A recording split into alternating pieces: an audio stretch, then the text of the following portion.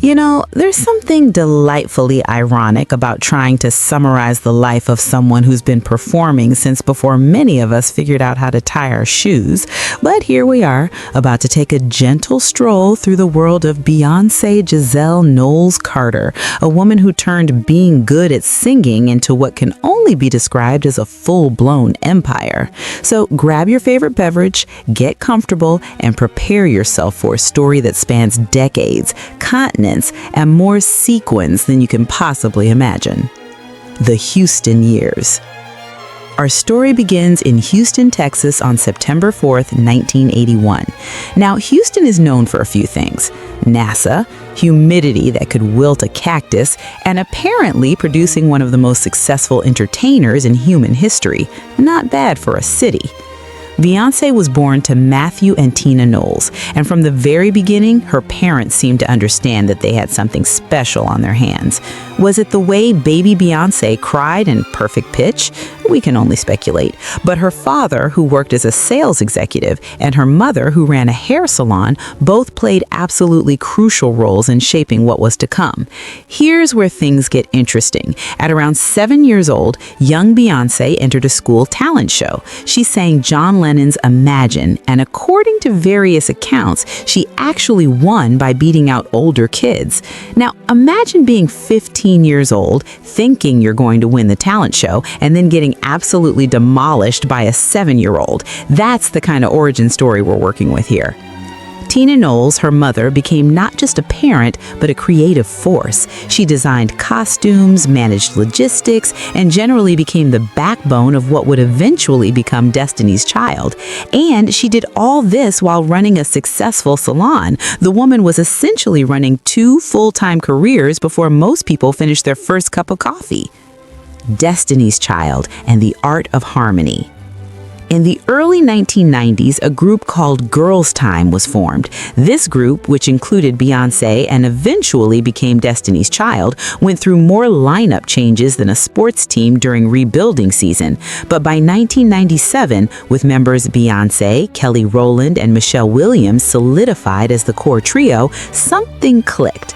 Their breakthrough came with songs that essentially became the soundtrack to the late 90s and early 2000s. Say My Name, Survivor, Bootylicious. These weren't just songs, they were cultural moments. And here's the fascinating part. Beyonce was learning how to be a leader while still figuring out who she was as an artist.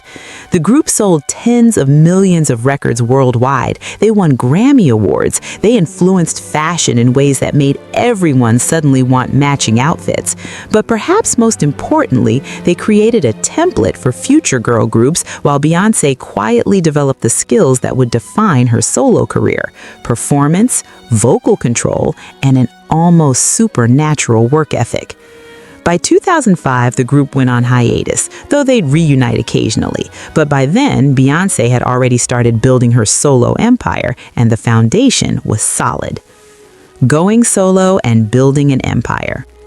In 2003, Beyonce released Dangerously in Love, her debut solo album.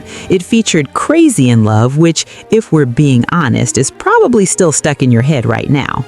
Sorry about that.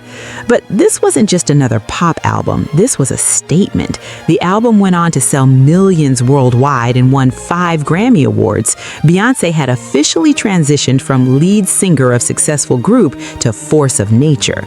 Over the next 2 decades, she released album after album, each one somehow managing to be both commercially successful and artistically ambitious. B-Day in 2006, I Am Sasha Fierce in 2008, 4 in 2011. Then came the Game Changers, her self-titled visual album in 2013, released without any prior announcement, which basically broke the internet before breaking the internet was even a standard thing. Then there was Lemonade in 2016, an album so layered and complex that people are still writing academic papers about it. And more recently, her exploration of different genres with projects that celebrate Black culture, history, and musical traditions. Her career strategy became almost military in its precision. Surprise album drops, visual albums that were more like films, performances that required months of rehearsal. She turned the album release into an art form itself. Now, let's talk about something slightly awkward but completely fascinating: money. Because when you're this successful for this long, the numbers become almost comical.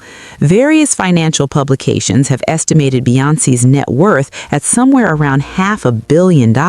That's billion with a B. To put that in perspective, that's enough money to buy approximately 250 million cups of fancy coffee, though we suspect she has better things to do with her resources. This wealth comes from multiple streams: album sales and streaming, obviously, but also touring. Her tours consistently rank among the highest grossing in the world. Then there are endorsement deals with major brands, business ventures, and investments that span fashion, entertainment, and technology. She co-owns Parkwood Entertainment, her management and production company. She's had partnerships with major fashion houses. There are fragrance lines, activewear collections, and various other ventures that would make even the most ambitious entrepreneur feel slightly inadequate. And here's what makes it particularly interesting: she's maintained creative control throughout. This isn't just wealth accumulation, it's strategic empire building with artistic integrity somehow still intact. The Carter family. In 2008, Beyoncé married Sean Carter, better known as Jay-Z, in what might be the understatement of the century, a small private ceremony. When you're both that famous, even your small gatherings probably require security clearances. Together, they form what some have called a musical power couple, though that phrase feels inadequate. Combined, their influence spans music, business, philanthropy, and culture. They're also both billionaires individually, which makes family dinners probably very different from most people's experiences. They have 3 children: Blue Ivy, born in 2012, and twins Rumi and Sir, born in 2017. And yes, Blue Ivy already has a Grammy Award, which she won at age 9. Some people's children win participation trophies. Their child wins Grammys. The standards in that household must be absolutely extraordinary. The family maintains fierce privacy despite constant public attention. They share glimpses, the occasional Instagram post, appearances at events, moments in documentaries, but largely keep their children's lives shielded from the relentless celebrity spotlight. It's a delicate balance that they seem to navigate with considerable care. The relationship itself has been notably examined through their music, with both artists addressing challenges, growth, and partnership in their work. It's given fans an unusual window into their lives while still maintaining boundaries. It's actually a quite sophisticated approach to modern celebrity. So, where does all this leave us? What happens when someone is so successful for so long that their career spans multiple generations? Beyoncé's influence extends beyond sales figures and awards, though those are certainly impressive. She's influenced how artists release music, how performers approach concerts, and how entertainers build brands. The surprise album drop that everyone does now, she popularized that. The idea of a visual album, she made that mainstream. Her performances have become legendary, from Coachella 2018, which celebrated historically Black colleges and universities, and was instantly dubbed Beychella, to Super Bowl halftime shows that sparked conversations for weeks. She approaches each performance as though it might be her last, which partially explains why they're so meticulously crafted.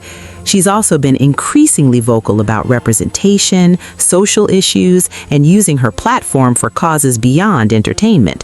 Her work has celebrated Black culture, women's empowerment, and various social movements, though she typically lets the work speak rather than giving endless interviews explaining everything. Here's the thing about trying to capture someone's life in 10-minute video.